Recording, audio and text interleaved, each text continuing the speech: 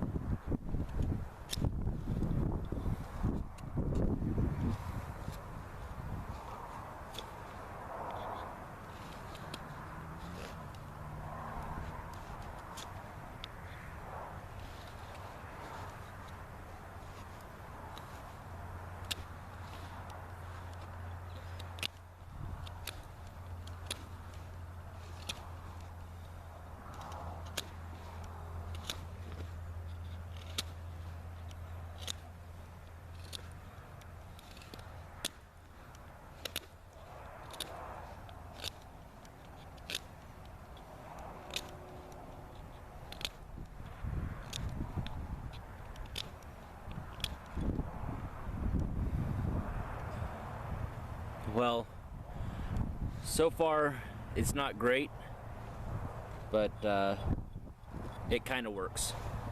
All right, so I got 4 steaks carved up. The knife is pretty crappy, what you'd expect from the dollar store, but so far it's holding up decently. We'll see how it goes. So now that I've whittled 4 steaks, I'm gonna take my 4 foot by 6 foot tarp. So now that I've whittled 4 steaks, I'm gonna take my 4 foot by 6 foot tarp. I'm gonna go ahead and build a few different types of shelters. Out here in the desert, there's not a whole lot you can do as far as bushcraft style shelters, so the tarp is basically gonna be it.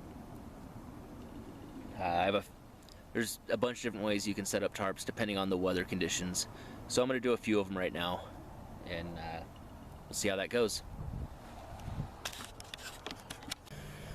Alright, so it's by no means roomy.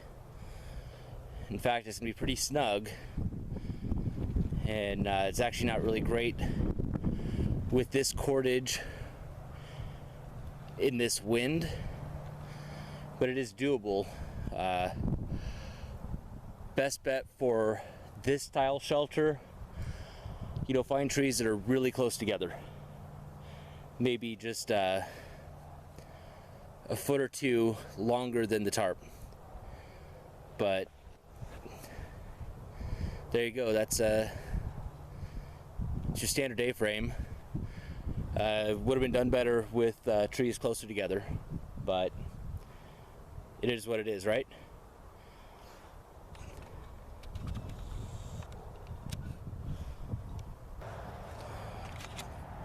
Alright, next up, just a simple lean-to. Now this one works a lot better with bigger tarps, and in fact I'm really not impressed at all with this tarp. If I were to do this again, I would just get a plastic tablecloth cover or something like it that's larger. I just thought this would be a little heavier duty, but it's just about as thick as one of those plastic tablecloths. With this one,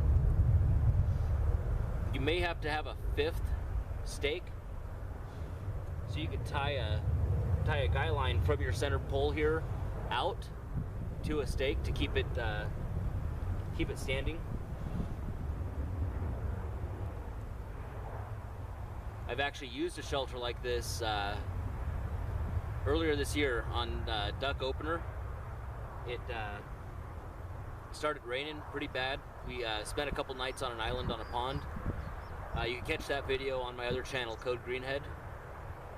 But it started raining pretty bad our second night out there, and we had to pull our tarps out and make shelters. And I did this style of tarp, or this style of shelter, with of course, with a much better, bigger tarp. So I do have one more test that I want to do. And I'm going to try to baton wood with this cheap knife. It is full tang, but the quality is atrocious, so let's give it a shot.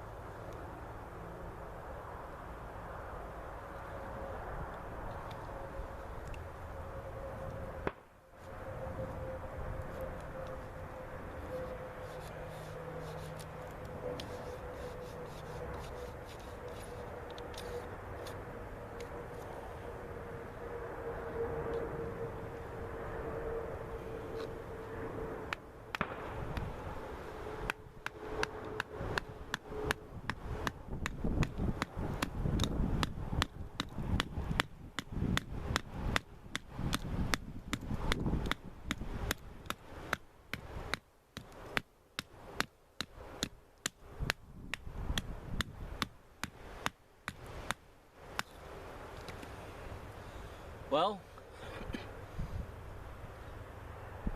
you can get one piece at least, possibly two. But let me show you what's happening to this knife.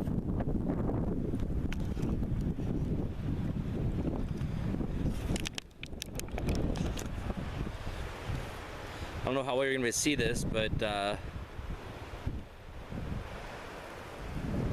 it bent right in the middle.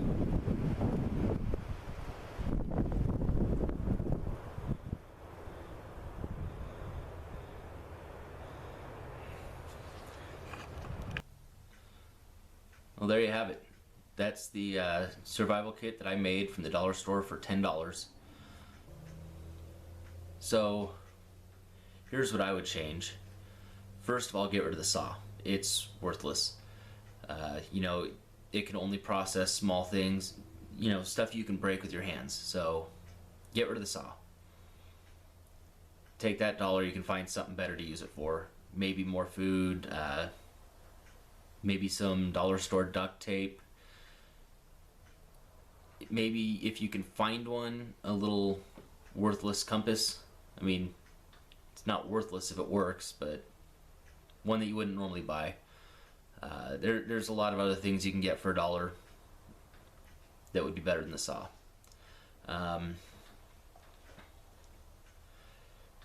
You know, I'd probably ask them for some more bags, and I would put the matches in a bag, tie it up, and then put it in the container, just because, well, you saw with my test, everything was fine with the container right side up, everything was fine with it upside down, but as soon as you tip it on its side, it starts leaking. Not bad, but enough to where it got half of my matches wet.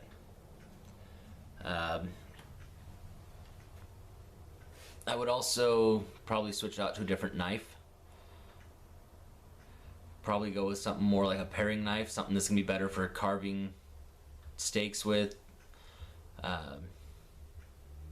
You know, just easier to manage. You don't really need a large knife. I wouldn't think so. In normal situation, yeah, I would go with a bigger knife. You know, if you're actually going to spend money on a decent survival kit or something. But with the quality of knives you're going to find at the dollar store, just go with the paring knife. You know, you're not going to be doing a whole lot. As far as processing wood goes, I've survived below freezing nights out in the desert with snow on the ground by burning twigs while I was testing gear, you know, or twigs and branches, stuff that you can break by hand. So again, you know, paring knife, not a 7-inch Santoku or Santoku, or however the hell you say it, one of those blades. It cut, yeah. It cut the cord. I was able to carve some steaks with it, but not effectively, not efficiently. And yeah, I was even able to baton wood with it, but, well, as bad as it bent after doing one piece of wood, it's kind of pointless. Besides, you're not going to be able to get pieces of wood that big unless you find branches that are already down or mostly broken. And at that point, just start burning on one end and push it in if you can't break it. What else did I do? Oh, a big one. I didn't do this for a reason. But make sure when you get your food, if you're getting canned food, get the pop-top cans. So you don't need a can opener or anything. I didn't do it for a reason, and that's because I would actually eat this food at home. The pop-top canned food that was there, it was disgusting. I would eat it in a survival situation, but I'm not going to eat that at home. Not of my own free will, anyways. So yeah, make sure you get the pop-top cans if you're going to get canned food. or you can take that extra dollar for not getting a saw and get a can opener, but that's something that you can only use, you know, for one thing. You can only use it to open cans. Another thing I think about, the only other thing I would do different would be, instead of getting the 4-foot by 6-foot tarp, I only got it because I thought it might be a little bit thicker than my other options. And, you know, with the grommets, I thought, you know, that would help a lot. But I wouldn't get that. I would go with something larger, you know, like the plastic tablecloths. They're about the same thickness. I mean, the tablecloths might be a little thinner, but you can't get much thinner than that tarp anyways. If you decide to do this this $10 survival kit challenge, remember the rules are, it's real simple. You got to be able to start a fire. You got to be able to make shelter, and you have to be able to waterproof your kit. It has to remain underwater for 60 seconds without leaking. It was kind of a fun little challenge, just going through dollar store trying to find what I thought would be best. It's inexpensive to do, you know, but I wouldn't go to the dollar store for an actual survival kit, one that you are going to rely on. I'd love to see what you guys come up with for a $10 or for the $10 challenge. You know, it's fun. See what's out there. If you could think of anything differently I could have done that would have been better, let me know in the comments. Or even better, you know, make your own video doing the $10 challenge, and you know, leave a link in the comment section. I'd love to see it. That's all I have for now. Thanks for watching, and we'll see you on the next video.